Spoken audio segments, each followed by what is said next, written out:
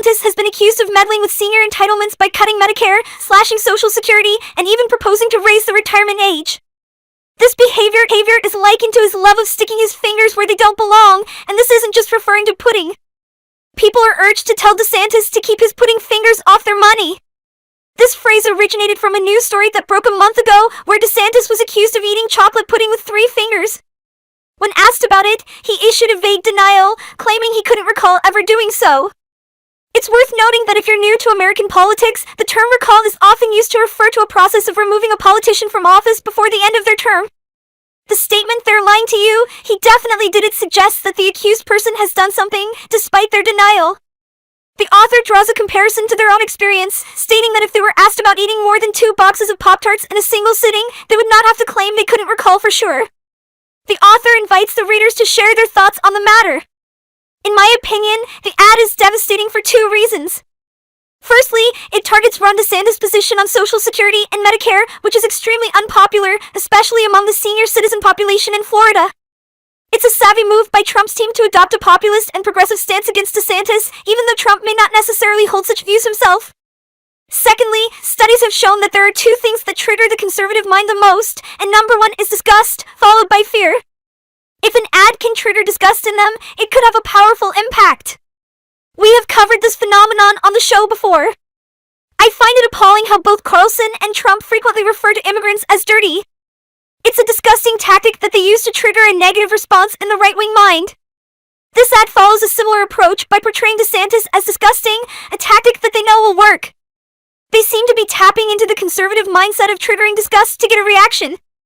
It's a classic move to attack an opponent's character, and it's working well for Trump. The polls show that DeSantis was gaining momentum, but this attack is hitting him hard while he seems to be resting on his laurels in South Beach or someplace similar. Trump has gained a significant lead over DeSantis, and he's currently trailing by 20, 30, or even 40 points in the polls.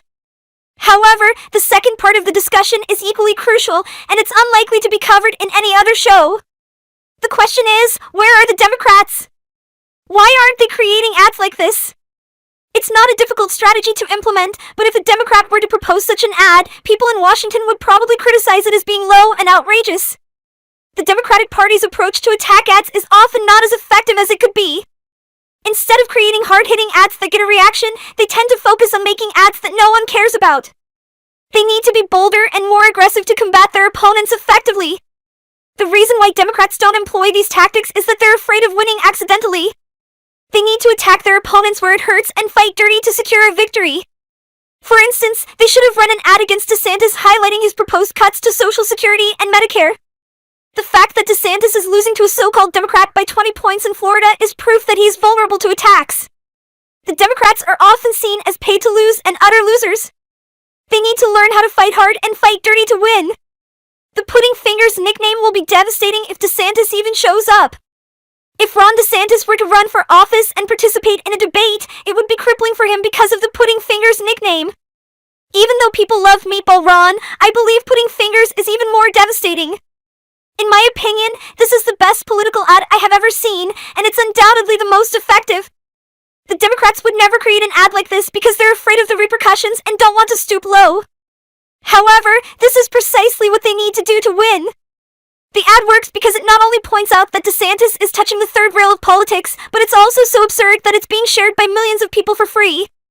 The Pudding Fingers ad is already getting millions of views without any paid promotion, making it a highly effective ad. However, Democrats are too scared to make such an ad and go low, even though it's what people want. People no longer care about norms, standards, or respectability in politics. They want sensational content, similar to wrestling. As long as what you're saying is accurate, it's okay to go low. The caveat is that the ad should be accurate, which the Pudding Fingers ad explicitly is, but implicitly not. DeSantis did vote in favor of symbolic Republican budget plans in the early 2010s that would have cut benefits and raised the eligibility age for both Social Security and Medicare to 70, which is a devastating policy proposal. The Pudding Fingers ad also implies that Trump doesn't want to cut Social Security and Medicare, which is a lie because each of Trump's White House budget proposals included cuts to these programs. It's not a hypothetical, he actually tried to do it while he was in power. In January 2020, when asked by CNBC if he would consider cuts to entitlements for a second term, he said that they would take a look at it at the right time. When asked directly about Medicare cuts, he said they would look at it too. In 2020, he even promised that if they won, the payroll tax would be rescinded, which is how Social Security is funded. This information is essential to point out. Jordan's point about the ad going viral is spot on. The fact that it's getting so much attention means it could bring in extra millions of dollars. However, Democratic consultants will never make that point because they only get paid based on ad spends.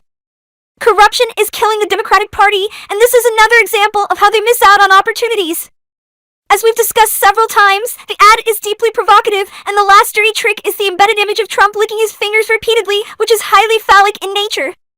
Democrats should consider employing similar tactics to combat their opponents effectively. While some may dismiss it as insignificant, for Republicans, there is an almost instinctual response that kicks in, propelling them towards Donald Trump rather than Ron DeSantis. Trump has a talent for attacking his opponents relentlessly, and this seems to resonate with his party members.